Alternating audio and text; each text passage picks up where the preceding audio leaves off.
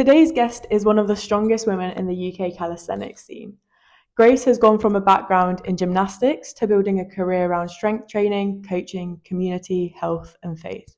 In this episode, we talk about what it really takes to get strong, why community matters more than motivation, and how faith shapes everything she does.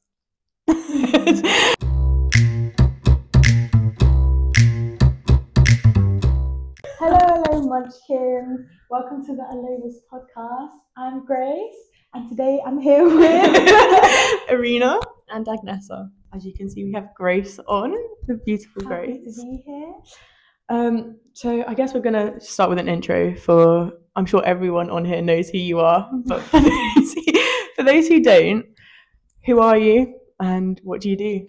Well, I'm Grace, also known as Grace Flips online. Right now, I would say my life is just based around coaching. I'm a coach in strength and calisthenics training, content creation for brands like Nike is someone that I've worked with recently, and just trying to create an inspiring community and get people fitter and working towards their goals. That's what I love. And I love the community that I've met through calisthenics and gymnastics. Very nice. Should we go back to the beginning, to your gymnastics days? What was that like when you were growing up? So like a lot of people who start gymnastics, start from a very young age. So I think I actually started a little bit older than most. So I was 5 or 6. Some people start before they can even walk. So I was just fell in love and was obsessed from the get-go. Pretty much became my entire life. Like through a lot of my childhood, I was training Monday to Friday. During the holidays and half terms, I was training again Monday to Friday, sometimes up to like 30 plus hours a week, which takes up a lot of your time socializing as a kid. So your whole world is just sport, discipline, and training really flipping hard. And I think it was a fantastic way to grow up in terms of discipline, like learning that from a very young age, that if you do not work hard, it doesn't pay, you're not going to get anywhere. Prioritizing your goals in gymnastics rather than go into a friend's like birthday party. As sad as it is, prioritize your friends, but still.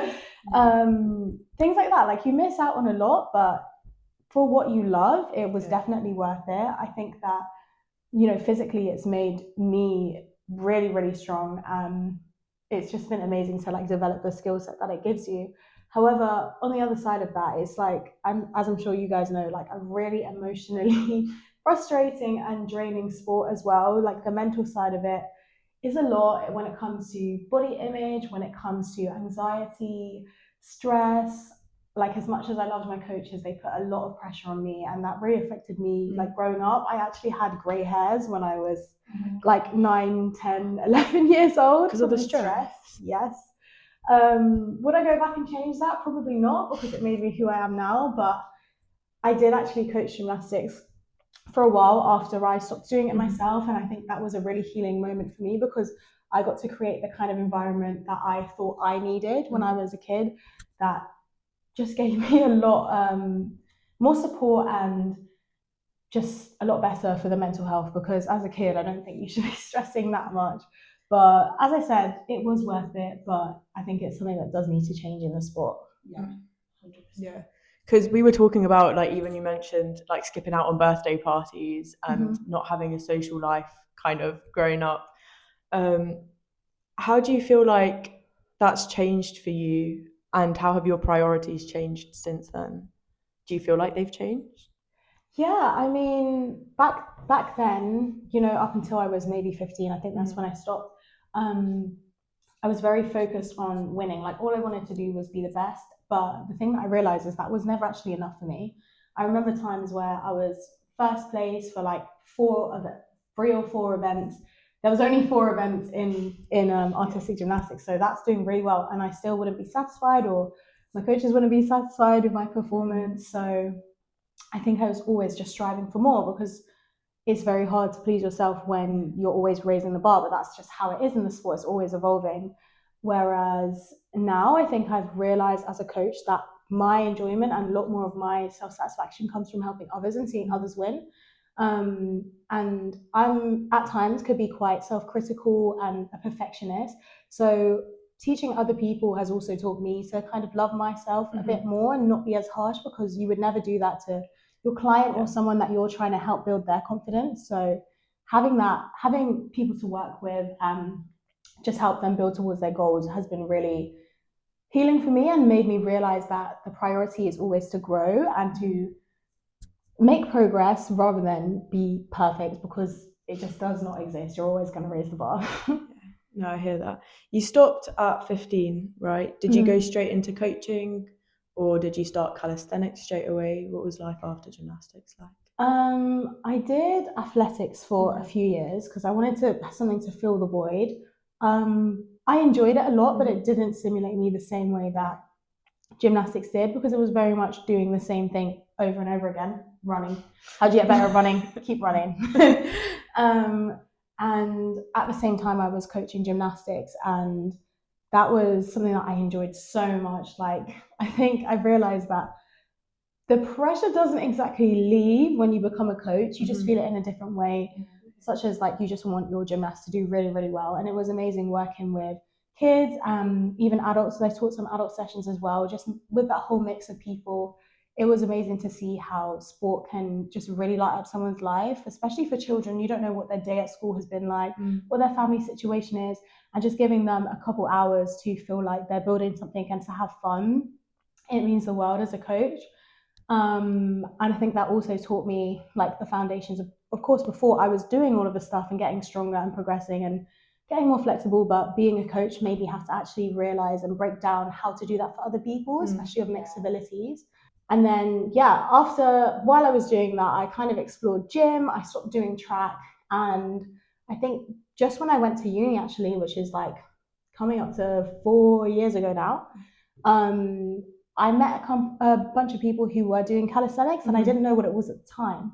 I was more into just gymnastics here and there for fun, and they were just amazing people, and they got me through quite a really hard time of my life when I was at uni. Um, and just having fun and trying new things that were just amazing to look at, and also you had to put in the work to actually get somewhere. That's what really got me into calisthenics, because it was something that stimulated me in the same way as gymnastics. Like, it was challenging. You can add your own personal touch to it. You can have signature skills. You can develop it. You can build little routines, but without the added pressure that I experienced during gymnastics, like training every day, competitions. Obviously you can compete in Cali, but it's very optional. So that's what I loved about it. That's good. That's really good. I'm glad you discovered it because you're incredible at it. I relate so deeply to what you're saying, and I literally agree with basically 100% of what you're saying, because I feel like with the coaching, especially having gone through it yourself as a gymnast, makes you understand what other people might need, and like see areas where maybe you weren't supported as much and how you can give that to others. And the same with calisthenics, like it's a lot, like it's more for fun competing. Basically, I'm in full agreement with what you said. Yeah. But I just feel like not so many, it's difficult to find people who can really relate to that on such a level. Like people you meet at uni, having not undergone the same kind of upbringing, is just like, I don't know. Yeah. It's very nice to Comforting. see. It's comforting, yeah, to know that like you're not the only person who's gone through something like that. Yeah, of course. And I think what's also really cool about Cali is that, gymnastics, for example, isn't usually a team sport. Like for me, artistic gymnastics is very individual, and calisthenics isn't really a team sport either. But I think you guys would agree, like it really has that team aspect to it. Like you always feel like there is a community backing you, even if it's your own competition at a competition. Like you feel like, despite you doing your own thing, like you have people who are wanting you to win just as much as yourself. Yeah. So that is another thing that I love about it. After just doing individual sport my whole life, going into something that was a lot more community based, like, was just amazing. Yeah, because it really is about the community too. In gymnastics, I feel like you're always, like, you have your teammates, but at the end of the day, you are competing against those teammates a lot of the time, and I feel like that just builds more tension, and you don't really feel so supported by like the whole community, because everyone's just against each other, whereas calisthenics is, and like there's a lot of criticism in it as well, Yeah, because it's like the whole sport is based on aesthetics and perfection. Yeah. So Which is shocking though, because so is calisthenics, especially statics, where it's like it is very aesthetics based, skill based, and you're competing. But there's something about it where everyone just wants to help.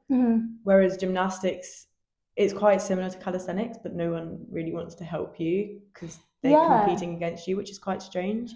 Don't quite know why that is. Yeah, well, I feel like in gymnastics as well, and in like elite sport and competitive sport, especially gymnastics, is very much like if you don't make the cut, you're out. Yeah. It's like from really young, they select kids that are going to be in the squad that they're going to like nurture to become competitive. And if, say, you happen to develop like a month later in what they wanted you to improve on, if that didn't happen before then, you could just be cut. Like it's very much like one in, one out, not good enough, next person. But I think with Cali, it's really nice to watch how people have developed over the years, and it's not like, oh, you're not very good at this, don't do it. It's more like, here's how you can get better. I also think part of it might be the reasons why people get into calisthenics. A lot of the time, well, I don't know, but I feel like a lot of the time it is people who have done a sport previously and have kind of need to refine their passion, or people who have gone through a tough time. I know I've spoken to so many people who have used calisthenics to help them get through a really tough time. I think that might play a part in it, and they just want to like really help others with it. Whereas like going into gymnastics at like 5, you don't know what you're getting yourself really into. Trying to get through a tough spot. I also think because people don't start calisthenics from a young age, people like get into calisthenics, so I feel like they're not like hardwired to compete against someone else in the sport. Whereas gymnastics, it's more like your parents put you in, and then you're then it's kind of drilled into you that you need to compete. So I feel like it's the way that people get into calisthenics is very different to gymnastics, and I think that's what actually makes it so incredible community wise, because everyone wants to be there in a way. For sure. And it's also a lot more accessible to everyone. Like you don't have to be rich to do calisthenics. Whereas I'm not saying you have to be rich to do gymnastics, but like a lot goes it was expensive. Like I think I was funded by like some type of organization at one point, because my training was so expensive that we had to get extra help. Like it's a lot. So in the Cali world, where you're meeting people of different ages, different backgrounds, different like, you know, incomes, whatever it may be, you can all still, you know, meet and participate. It doesn't mean that anyone's excluded. Yeah, I agree. So this is a bit about like your strength and training. So what does being strong mean to you today versus, for example, previously? Or if it's the same, I don't know. What does strong mean to you today? Well, that is a good question. I think I'll start by what it used to mean to me. Being strong meant to be the best. Like, if you were not the strongest, then you're slightly weaker than the strongest. You're weak. You're weakest. Like, that's how my brain went. Yeah. Which I do not recommend that mindset for anyone. Whereas now, I think being strong, I think there's more elements to it rather than just, back then I was looking at it from a very physical side. I would say you can be physically strong, but that's probably the least important part of it. I think for now, the definition that I like to think about would be always developing, always growing, and like stronger than you were before. Even in like the situation of injury, you might think, well, now I'm weaker than before, how can I be strong? But the way that you've changed mentally to become more resilient, that's still strength. So I think it's like development from whether that's like mentally, physically, emotionally, spiritually, is finding a way to just grow from your current or previous situation. I like that. Yeah, I don't know if that's too deep, but that's what we're here for. Exactly. We've been getting deep recently on our podcast, so you're all good. Yeah. So what would you say, which principles guide your training now? I would say that progress, like striving for progress over perfection. Consistency is the biggest one. And I think consistency looks like giving your 100%, but that doesn't mean that every day that is going to be the same 100%. If you're ill, if you're tired, it's not going to look the same, but always knowing that in that moment, yeah, you are doing your best to keep up with the promises that you made to yourself. And yeah, I would say it's probably based on those two. And also a lot more recently, I focus a bit more on like functionality. Like I do want to be able to do cool things, but I also want to be able to be as fit as possible for as long as possible. I want to be able to run. I want to be able to move my body without experiencing pain. And I know that like probably that doesn't cross a lot of people's minds who are in like the early 20s or teens even, but the stuff you do now, it has such a huge impact on how you're going to be in 30 years. So get a head start. Yeah, for sure. Longevity. Yeah. Okay, so what would you say your training schedule looks like now? So I try to train 5 times a week. Sometimes the issue is I train more than that, but when I'm training too much, I just find that I'm carrying the fatigue from another session into all of mine, and I just don't progress them as much as I'd like to. I probably saw the most growth in terms of like my progress when I was training 4 times a week with enough rest in between. But for me, 5 just fits with my Monday to Friday routine, and then the weekend is just for whatever I want to spend time doing, whether that's teaching, events, or just I don't know, shopping, eating, non-training related things. But I try to structure it where I have an upper body, a lower body. I have like a weighted Cali session usually to start the week, and then I'll do like my leg day, and then I will go into a reps and sets kind of Cali day next. Then I'll have another leg day, but I like to do like an athletic or a bit of plyo. Just to keep things interesting. I think that like plyometrics and athletic training, if you feel like you've fallen out of love with the gym, try that. It's very entertaining, and you'll probably make yourself look like a fool, but it's really fun. And then I have like a skill day, maybe on a Friday, or a bit of like a full body session where I'll do something kind of hip related or a little bit of cardio. I'm kind of trying to do a bit of everything at the moment, but I know that Cali is like a priority of mine, so that's why I've dedicated like 3 days to it. Not more than that, because you just don't get enough recovery. Like when I'm training, I go very hard, so if I were doing it 5 times a week, I would be broken. And I've been there, and I've had elbows that were just completely unuseful because of my tendonitis. So it's not worth overtraining. What's the biggest piece of advice you'd give to someone trying to increase their strength? I would say not to overcomplicate things. Just because you're watching influencers online that are doing 6 exercises in their session does not mean you have to do 6 exercises. It's far more better to master 3 and to build on that, maybe do a couple extra sets, and to actually be able to consistently return to those and see progress there. You do have to be consistent in order to grow. So especially on the days when you feel like, I don't really feel like doing this, don't rely on your emotions at the time. Just rely on the plan. What's your plan to get stronger? So remind yourself of that. Eat enough protein. That's not a myth. It sounds like a scam to get you to buy high protein drinks and pancakes and everything, but it does work. Natural sources of protein always preferred, personally. But yeah, get enough rest, train consistently. You could make so much progress from just picking 3 exercises, really, really like nailing them, and training 3 times a week. Like, just stick to the plan, and you should start to see progress. And that's when it gives you a lot more confidence to try newer things. You're like, okay, like I started here, but now I'm here.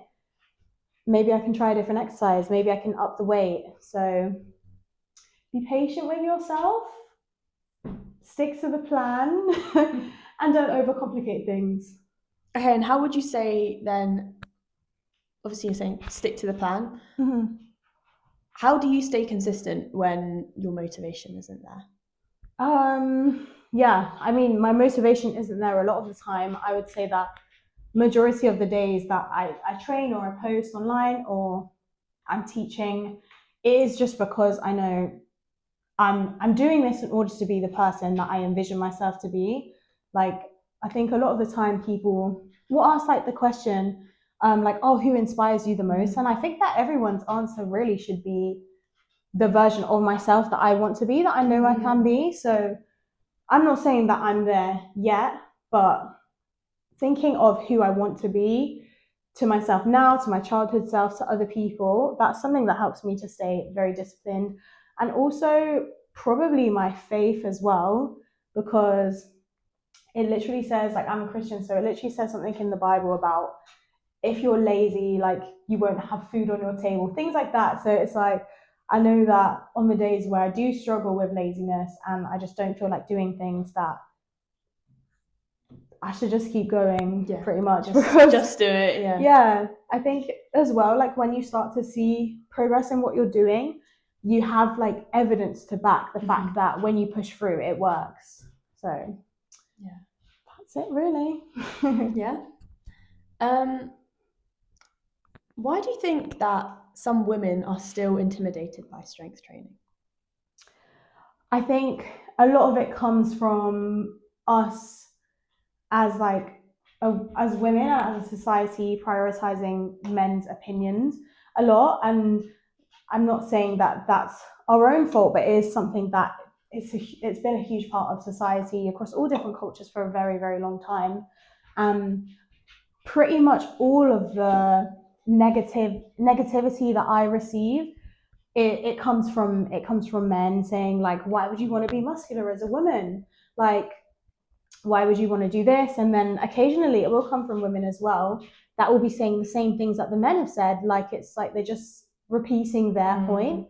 And I think a lot of people don't realize that, you know, in order to look like, if you're worried about looking like some insanely shredded Hulk bodybuilder, like, that is extremely hard to achieve. There's going to be a point in your training. Like, it takes a really long time to, and a lot of like devotion to get so-called manly build, which I don't think even exists. If you're a woman, you're a woman. Yeah. But like, just open your eyes. Look at the women you're seeing online that are training. They look incredible. You're not going to look at them and think, oh yeah, that's a man. Like, it's crazy that like this ideology of what a woman should look like from the male point of view is what is limiting a lot of women from training, from becoming stronger. Being stronger is like amazing. For example, if you're pregnant, you're going to have a much easier birth if you train a lot. And that's something that, again, women have been put off of, which only makes their life harder. There's nothing to be afraid about from being strong. Like, you'll be completely in control of what your body looks like. If you feel like it's too much, stop there. If you don't, which I feel like you won't, you'll fall in love with the strong aesthetic, and you'll realize that, honestly, only insecure men are going to comment on it. And people are you know, I've never had a man bigger than me insult me for being muscular. So I think that speaks for itself. Yeah. I agree. Also, the more you eat, the more muscle you have, the more you can eat. So if you're a foodie, get muscles. Get on it. Yeah, and also, like you mentioned, but the health benefits of strength training is like, it's good for your bones, it's good for your longevity, and it's good for you. Like, why wouldn't you? It's exactly like, if you want to have a long life, if you want to have better mental health, do exercise. And shock horror, a lot of exercise is strength related. You're going to get stronger. I don't know why, in what world, becoming a more efficient human being is a negative thing. Like, that just doesn't make sense. When you put it like that, it's a very weird concept to get your head around as well. No, I completely agree with that. And I love muscles, so. Yeah, like biceps. Yeah, the more you train, the more muscle you want, and it like becomes so addictive. It's just like, oh, I want to grow like this part, like I want to grow like this part of my quads, I want to grow my hamstrings, and it just gets into like an addiction cycle. No, exactly. And like this, the more you develop your body, the more you can do. You can run faster, you can run for longer, you can lift heavier weights, you can do backflips if you wanna. You can like. I don't see how that's a negative thing in any world. And again, if you don't like strength and muscles, that is entirely up to you. But I do recommend keeping your opinion to yourself if it's not positive. 100% agree there. That's funny. What made you want to start coaching others then? Was it something that you fell into naturally with gymnastics and then sort of continued from there, or was it something you chose to do?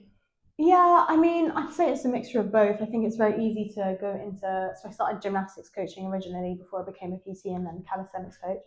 Um, my mum was an athletic coach like when I was little, so I think my family has always been kind of like teaching orientated and sport. So it was something that I learned from my mum, but also quitting gymnastics, still wanting to be involved and not wanting to leave because it was like my second home.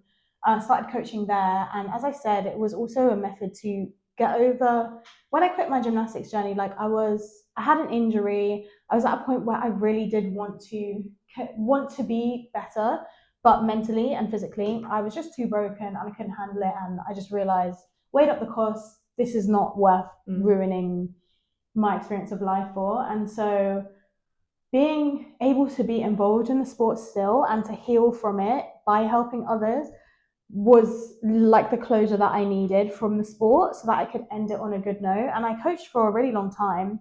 I still coach now occasionally, like for a few people.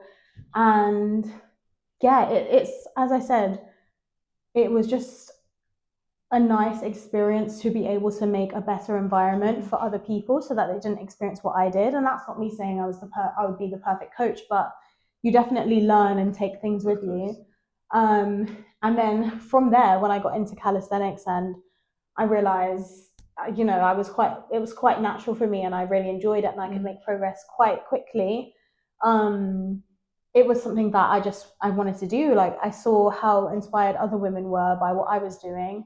I saw how inspired I was by seeing other women do things that I thought they couldn't do. And I think that feeling is so important to experience, especially as a woman, to do things that historically or like typically you're told you can't do. When I first started training a muscle up, I just assumed like I would never be able to do it somewhat clean. I was like, I'll just settle for this because this is super impressive. And then after seeing other women do things that I thought I wouldn't be able to do, it just switched the mindset in me. And learning from other people, it just shows you how much other people have an impact on you. And I think I've always known that I wanted to help people in coaching and sport, and being naturally quite gifted in sport and muscular. It was a natural choice. It's like I want to help people. What God-given gifts do I have? Let me use them. Yeah. No, that's such a nice way, and it's like definitely empowering to other people as well, because you're shaping sort of how you wanted to be coached in a way when you were younger for other people, which I think is really incredible. Because like even our experience, it wasn't the most, not comforting, but it wasn't the most nurturing environment to be in. And I think when you do grow up in an environment like that, it does bring about negative aspects into your life that you don't actually realize that you're carrying through. So I mean, what you're doing is incredible as well, like reshaping how like females and people in general do look after their body and how they build the strength. And I mean, you're teaching them a lot, but the question I had was, have your clients taught you? Again, that's a cool question. I think what a lot of my clients have taught me is just like the power of resilience and consistency at any age. Of course, like I can't ignore the fact that I did start sport from a very young age. So my strength journey started a very long time, though it's something that I, spent a lot of dedicated time over, especially over the last few years to develop even further. I think seeing and training women who have just started 6 months ago, started a week ago, started 2 years ago, and watching them develop and build strength and do things that, I also know a lot of people that have learnt that from very young. So to see women, to see like people, and not even just women, men as well, to see people start where they are and not worry about the fact that they haven't got a head start, but just think this is something I want, I'm going to go after it. It's really inspiring because I think outside of sporting context and exercise context, I don't like to always try new things because I'm used to being good at what I do and getting out of my comfort zone and not being an expert at something. It's quite hard for me. So I think that training people who are just willing to put themselves out there and struggle, it has helped me also to not be afraid of my own failures and struggling to get from point A to B, because that is just a part of life. And whereas you might be an expert in one field, you certainly aren't in all of them. So you can take lessons that you learn from people and from coaches and from clients pretty much into multiple areas of life, which is probably the biggest lesson I've learned there. And a lot of the people that I train are mothers as well, and just showing that it's never too late to whip yourself back into shape, and that something that people would act like, oh yeah, you've had a baby, oh you need to slow down. It's not exactly true. You can still go after everything that you've wanted to go after, and you still deserve to prioritize yourself and your health and your fitness. Yeah, no, I love that. And on that, like, I think that's really common with a lot of high achievers, actually, is not putting yourself in newer situations because you're so used to and almost like conditioned to do so well in one thing that it's so far out of your comfort zone to start again and to like fail, because you're inevitably going to fail at the things that you begin. And that's definitely really important. I think that picking that up from other people as well, I think that's such an incredible way of looking at it. Yeah, for sure. What do you feel like is the difference between the people who progress like the quickest and like really are successful in what they do versus maybe the people who give up or aren't as progressive in what they do? Yeah, not being afraid to fail, not being afraid. So like when I have my online clients, they send me videos of the things that they're struggling with, all the things that they've done well, and the people that send me more videos of them struggling actually make the most progress because they're getting help for the areas that they need it for. I don't want to see as a coach, I don't want to see your perfect side. I want to see the parts of you that I can help, so that you can grow, because if you only show your best side all the time, there's nowhere to grow from that. So I would say that, and the people that are just consistent with it, even if that means they had a terrible session. Like, I've had bad sessions where I've been close to tears. Like, that's okay because it's still contributing to the bigger picture. So consistency and embracing the fact that they're not always going to be perfect. So you've built a strong community around you, and why do you think community matters so much? I think that community really matters because they're going to be your motivation when your own motivation lacks. They're going to be your discipline when you kind of fall out of your own discipline. And that's why it's really important to have the right people around you. Like finding a group of people that you look at and you feel inspired by, and that doesn't mean they have to be better than you, they're at a higher level, but you can be inspired, like I said, by my clients, by someone who's so resilient. So having people around you that are going to help you where you lack, but also share encouragement, share knowledge. I think humans were made to be social beings, so the best thing that we can do to grow is to be around others.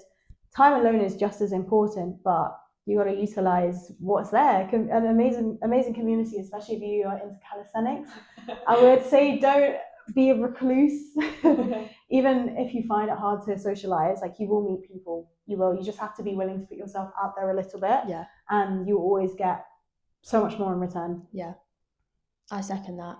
I feel like I found it so difficult to meet people in the calisthenics community, but as soon as I had to force myself to go and talk to people, but as soon as I did, I realized that genuinely these people are the nicest people I've met. Yeah. And like, they just make you feel so welcome, like straight away, which was really nice.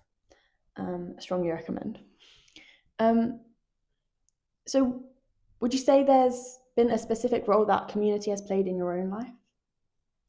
Yeah, I mean, definitely what I mentioned briefly at the start. When I started calisthenics, I was going through quite a hard time.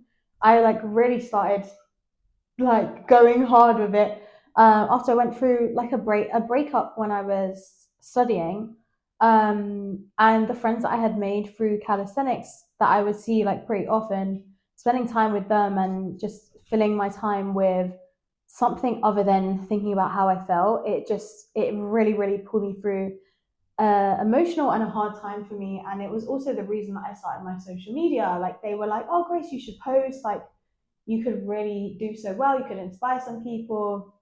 So the community, allowed me to put my emotional energy into something that would actually benefit me. They inspired me to grow a community online. And they were just amazing friends to have that would push me forward when I was at uni. Uni is a very easy place to get distracted.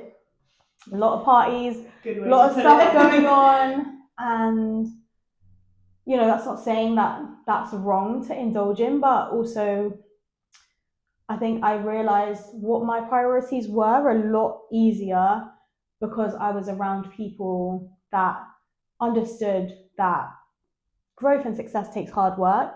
So even though that was just in the concept of sport, of calisthenics, I was able to apply that to my life and get a lot of fulfillment out of that rather than other activities that probably weren't benefiting my future or my degree, like staying out till 5 a.m. What was I going to do? Instead, I'd be out doing pull-ups at the park. Then I'm too tired to do anything else, coming home, sleeping, making sure I have a nutritious meal, because otherwise all of that was for nothing. So it made me look in. Yeah. Oh, this one's a really good one. No, because I think it's very relevant and a lot of people could use some advice from this, but sounds so targeted. I'm talking about myself. I could use some advice from this. How do you use social media without letting it define you? I think it's, as a content creator, I think, or just anyone, it's actually really hard to not let it define you, especially when you have experienced what it's like to grow on social media.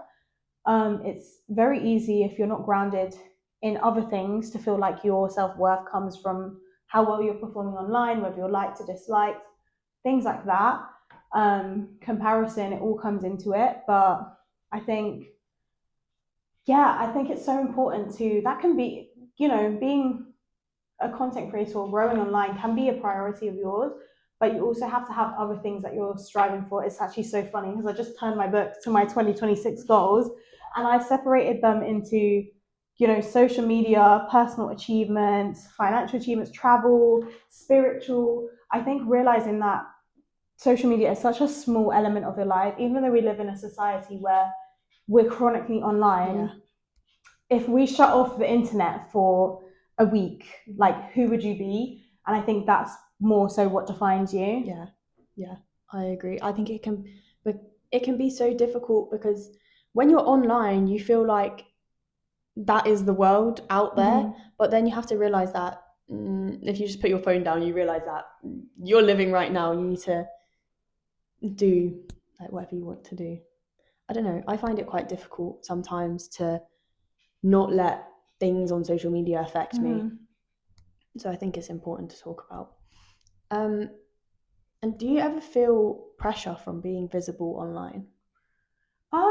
Definitely. I think some of it is a good pressure. Like, once you start sharing your fitness journey online, it's like, oh great, now I've got to stay fit for a very long time.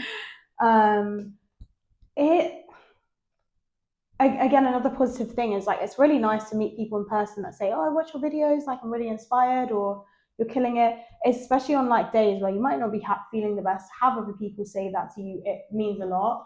And I would encourage people to do that, not just for people that they've seen online. Like, if there's someone at the gym that you see day in, day out working hard, go and tell them. It means a lot.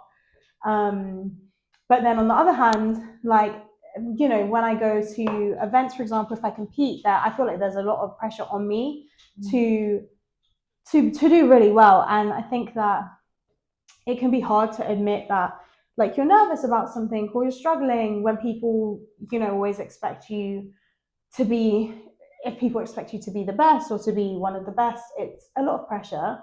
And I think that it's just good to realize that, like, it's okay to not do well. It's okay to have an off day.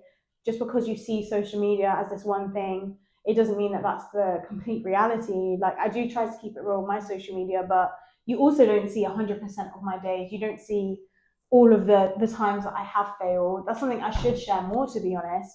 But yeah, I think there is always certain pressure to be that version of yourself that has been created online. But I think as an individual, you have to realize that that's going to look different to everyone. What's most important is that you're authentic to yourself and that you don't try to change yourself or what it is that you want to do based on other people's perceptions, because your perceptions of how other people perceive you are never even accurate. So whose perceptions like matter? Yourself, your own. Yeah, because you're thinking about what they might be thinking About you. It's just from what So then you know. you're perceiving them as this type of perceivers. Yeah, it's not worth it. What have you found maybe even like alleviates the pressure, or anything that you found to cope with that? Yeah, I mean, one thing would be if I ever feel like I'm underperforming or something like that, is just recognizing my own achievements. Again, something that I write like in my own journal, that's something that I do quite a lot, is like my own achievements, because it's so easy to overlook them. And at the end of the day, having it in like a visual format, it really, really helps to realize, okay, I might feel like this, or I might feel that people are thinking this of me, but look at all that I've done and I'm proud of that. But the main thing for me would just be realizing that my worth is not in my worth isn't even in my achievements. Like, my worth isn't in what other people think about me. My worth isn't in how many times I've hit the gym, how much weight I can lift, how many friends I have, how many followers I have. My worth comes from God. I believe that He made me for a purpose, and even if I was to not have any of the things I have, if I didn't train, if I didn't have social media, if I wasn't a coach, I was still put here for a reason, and I'm still loved. So whenever I feel like, again, underperforming, or I feel like I'm not enough, I have to realize that I'm still me, without, even if all of this stuff fails. Obviously, I don't want it to, but I think it's really important to recognize that. Yeah, it's who you are, not what you are, in a way. Yeah. And I completely agree, and I found that, like faith especially has really helped me sort of understand the person who I want to be outside of like achievements as well. So I wanted to talk a bit about your faith as well, because I know you post about it sometimes, and it is such an integral part of your life, as you've mentioned several times. Did that start when you were growing up, or is that something that's grown throughout the years? A mixture of both. I would say, like, I've always been raised in a household that like had faith in God, went to church, things like that. I was always encouraged to like read my Bible. That's not something I was ever really interested in as a child, or even really as a teenager. It was just something my family did. I respected it, didn't necessarily enjoy it, but I was like, okay, that's what my parents want for me. Cool. And I think it wasn't until I became like a lot older, not a lot older, but 18 onwards, went to uni, started living on my own, started facing my own challenges, whether that was like just with, I don't know, mental health or whatever it may be. I also had a lot of challenges with my health, where there's been times where I've really, really struggled with my autoimmune disease.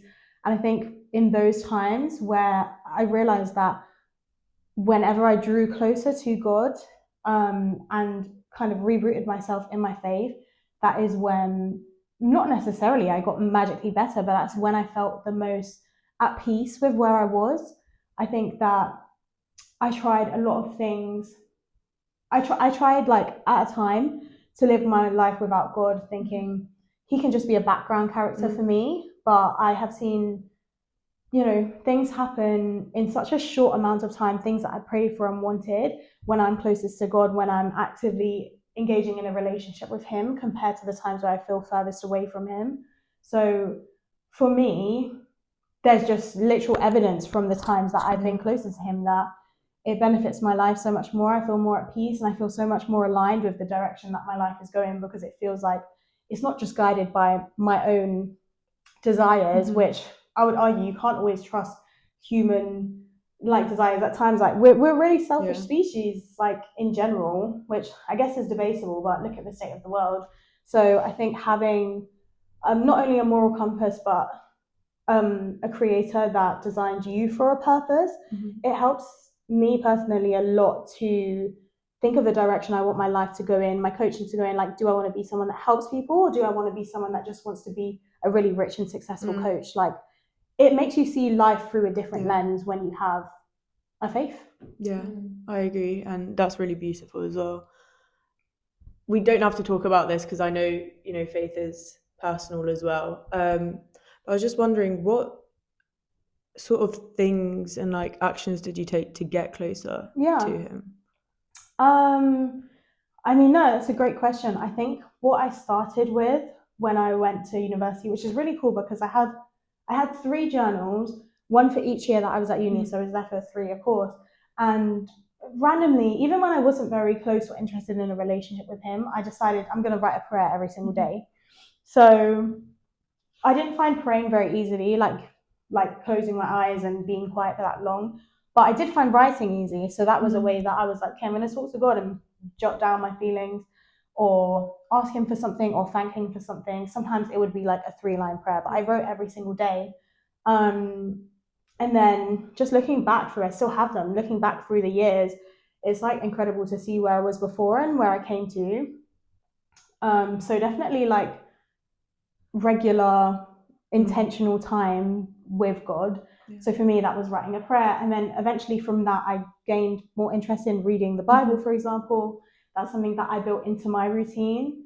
And I think having a daily routine that involves God is so important because before you've done anything, you fed your spirit. You know, you eat a breakfast, you go to the gym, you train your body, but you don't always think, how can I train up my soul? And yeah, just trying to be around other people. It wasn't easy to always find people to be around, but you know, your circle very much, as I said before, inspires you. So when I did eventually find like a community from this church that I went to, and loads of the girls went to my uni, it made such an impact to have people there to encourage me on that journey and to teach me and for me to teach them and for us to do things together, because it's not always fun doing things on your own. And I think that like being around other people that understand your point of view or understand what you're going through, that you have like a desire to get closer to God, it really encourages you on that journey. Yeah, no, I agree. I feel like it's very, I don't know about you, but I found it very difficult to find a community because the church that I go to is full of old people, and yes. while there's so much to learn from them, you don't get that connection as well.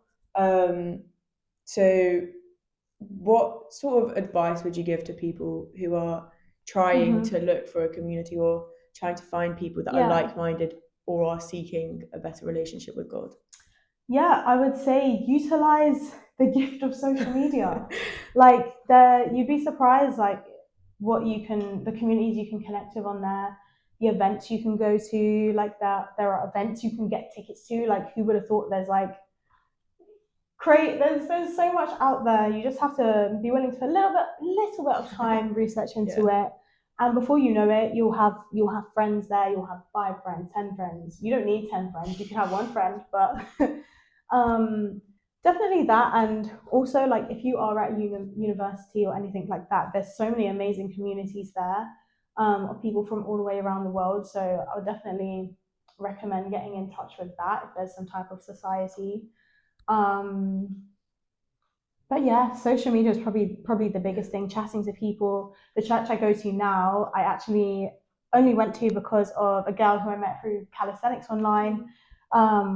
Must have replied to one of her posts about faith and said, "Oh, like I relate to that." And then she invited me to her church. I started going there. So you really don't know as well. You might think that there's no one around you who has like, say, like I might have thought in the calisthenics community, I'm not going to meet any people that believe in God and that are Christians, but I've actually met so many, and it's crazy. And the only reason that I know that is because I put myself out there a little bit more to show, you know, this is who I am. I do Cali, but this is also who I am. And I think that makes other people more comfortable to reach out to you as well. Yeah, I agree. I think that's really important as well. Like, if you are comfortable sharing your faith, then it's so important because there are so many people out there, especially now with social media. I feel like faith is growing a lot, especially in the younger generations. I think I've seen studies on that. But what's something that you wish more people sort of understood about faith? Or yeah, great question.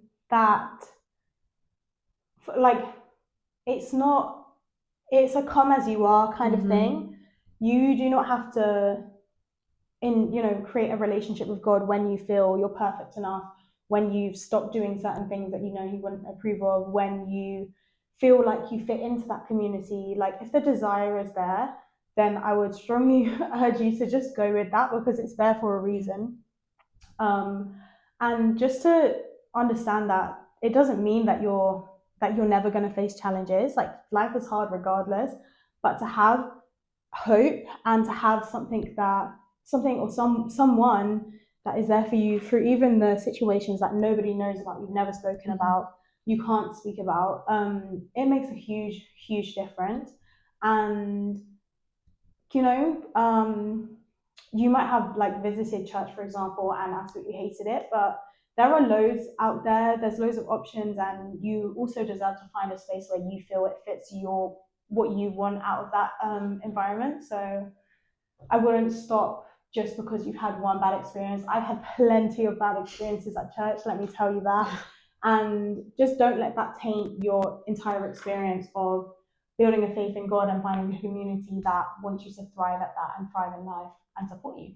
Yeah, no, that's beautiful, and I really appreciate you sharing as well, because I know that faith is like a personal relationship as well.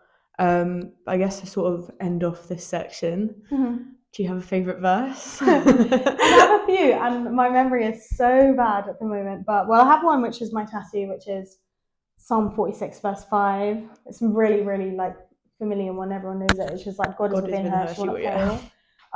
But I actually have a favourite like passage in the Bible, which is Psalm 23. Yeah, Psalm 23 verse 1 to 6, and it's the one that starts with like, the Lord is my shepherd, I shall want for nothing, he leads me, he something. Do we want to look it up? I'll put it up on the screen.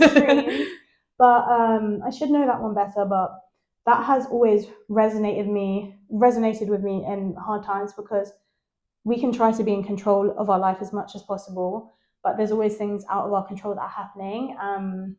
To like remind myself that the Lord is my shepherd, it makes me realize, it's okay to not know everything and that how everything's going to be, but He is actually out there looking after me like a shepherd would of his sheep. He's got my best interests at heart, and he wants to make sure that I'm going in the right direction. That's what a shepherd does. He leads in the right direction.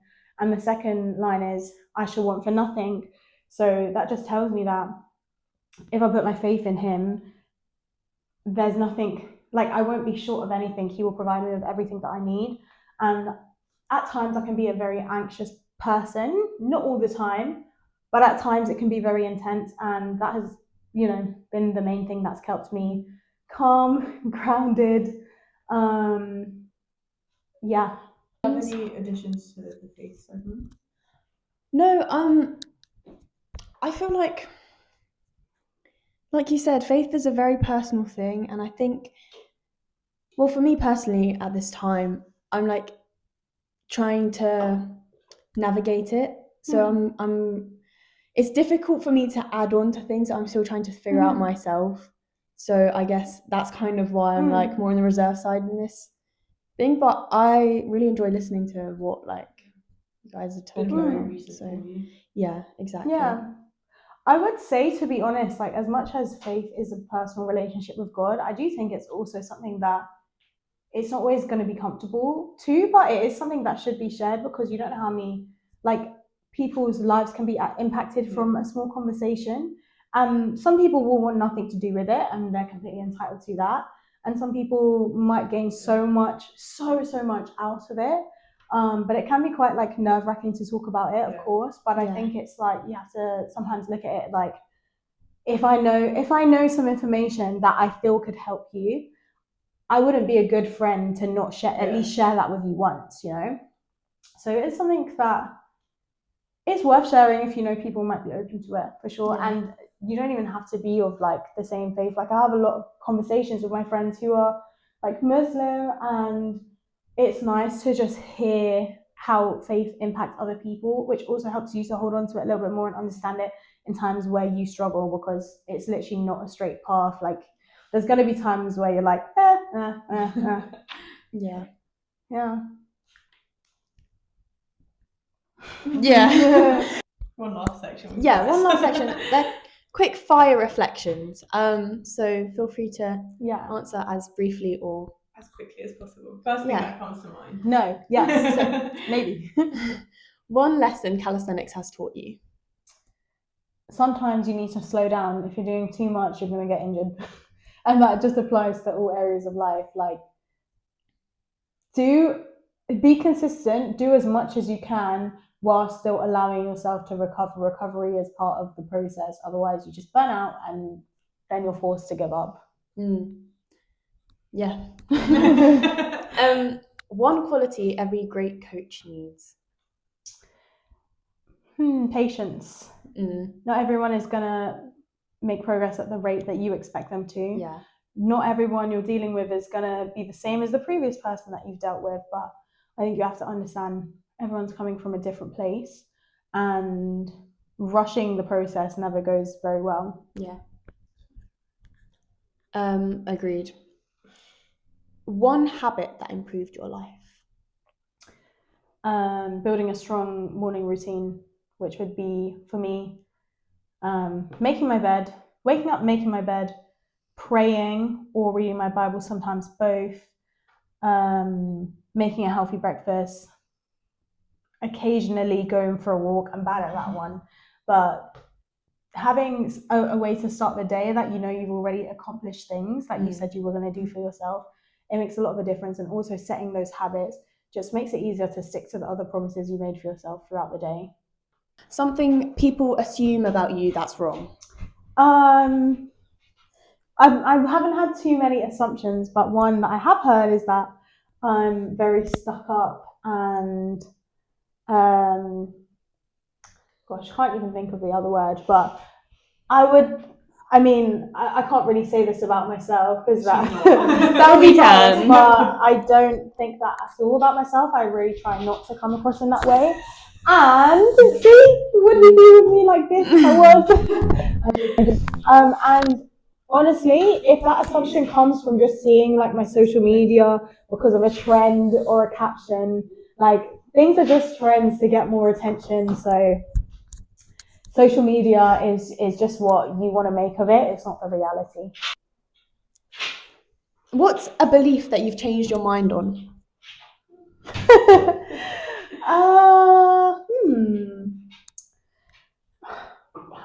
That's a tough question.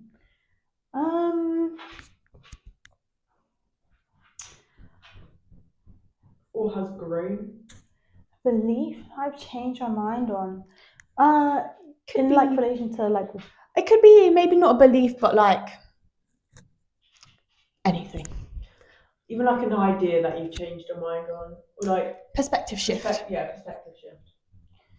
Yeah. I think that when I first started like doing Cali, and like the first time I competed, even like the goal was just like, yeah, I want to be the best. Like I want to get the top scores, like just really, really go for it. And I'm not saying you shouldn't go for anything 100%, but I think that I've realized that the incentive of winning isn't really enough for me. And what I'm more concerned about is building like a community, supporting communities, and building something for myself that matters more than a moment of satisfaction. That's not to downplay anyone's achievements in sport, but just for me personally, I think that the goal isn't to be the best, but it's to do something that matters and feel like you have built something at the end of the day, for all your hard work. Yeah. Oh, and another thing would probably be like, in like the Cali world, like we're all very, very big on like clean form and doing things perfectly. And I will always teach my clients and always try myself to be as clean as possible. But I also think that people are allowed to enjoy moving their body in a way that isn't perfect, but they're still getting active, they're still having a good time. As long as they're not hurting themselves, it's okay. if they're okay with it, let them enjoy that. Yeah, I agree. What does strength mean in like one sentence? Strength in one sentence. To you, not in general. Yeah.